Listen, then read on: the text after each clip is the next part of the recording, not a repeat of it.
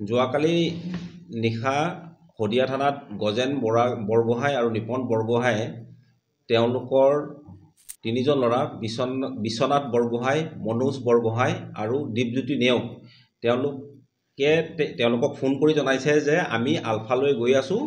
তেওঁলোকে এখন মাৰুতি গাড়ী এখন লৈ কিনে কৈছে যে জাগুনৰ ওচৰত আমাৰ মাৰুতি গাড়ীখন এৰি থৈ যাম, তহঁতে লৈ যাবি, আমি জংঘললৈ গৈ আছোঁ আলফালৈ। আৰু সেইটো খবৰ পোৱাৰ লগে লগে আমি এটা অপাৰেশ্যন আৰম্ভ কৰোঁ আৰু তেওঁলোকক খাৰচাঙৰ পৰা কৰায়ত্ব কৰোঁ। আৰু খাৰচাঙৰ পৰা কৰায়ত্ব কৰি অনাৰ সময়ত তেওঁলোকে কৈছিলে যে তেওঁলোকৰ এখন মিটিং এটা হৈছিলে এটা নিৰ্দিষ্ট জেগাত।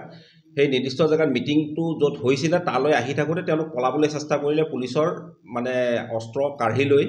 তেতিয়াই তেওঁলোকক ৰখিবৰ কাৰণে কোৱা হয়, নৰখে, কিন্তু তেওঁলোকে তেতিয়া তেওঁলোকক ৰাখিবৰ কাৰণে মৃদুভাৱে অলপমান কৰা হয় আৰু পাৰি এটা কৰা হয়।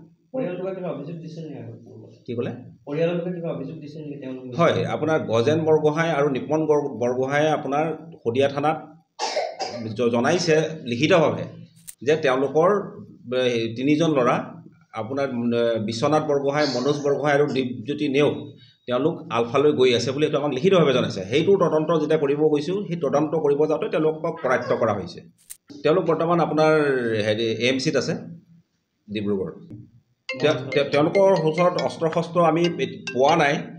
আপোনাৰ হ'ল কি, তেওঁলোকে খালি আলফালৈ যাবলৈ বিচাৰিছিলে, যিটো আমি হ'ব দিব নোৱাৰোঁ। আমি মানুহ আলফা নিষিদ্ধ আলফাত আমি মানুহ যাব দিব নোৱাৰোঁ। আৰু সেইটো ক্ষেত্ৰত আমি সদায় আইনগত ব্যৱস্থা ল'বই লাগিব। সেইটোত মোৰ ক'বলগীয়া একো নাই। য'তেই বেআইনী কাৰ্যকলাপ হয় তাতেই পুলিচৰ কাম থাকে। আৰু এই ল'ৰাকেইটা যে আলফালৈ গৈ আছে নিষিদ্ধ আলফাত, সেইটো আমাক লিখিত আকাৰে তেওঁলোকৰ পৰিয়ালৰ মানুহে থানাত জনাইছে। তাৰ পাছত তদন্তৰ সময়ত আমি তেওঁলোকক কৰায়ত্ব কৰোঁ। এতিয়া হৈছে কি, সেইটো আমাৰ তদন্তৰ বিষয় আৰু আমি কিছুমান বস্তু কিছুমান খবৰ আমাৰ তাত থাকেও, কিন্তু মই সেইটো খোলাখুলিকৈ কথাবিলাক ক'ব নোৱাৰোঁ। খালি মই তিনিচুকীয়াৰ যুৱকসকলক এটাই আহ্বান কৰিম, তেওঁলোকে সমাজখন দেশখন গঢ়াত মন দিয়ক।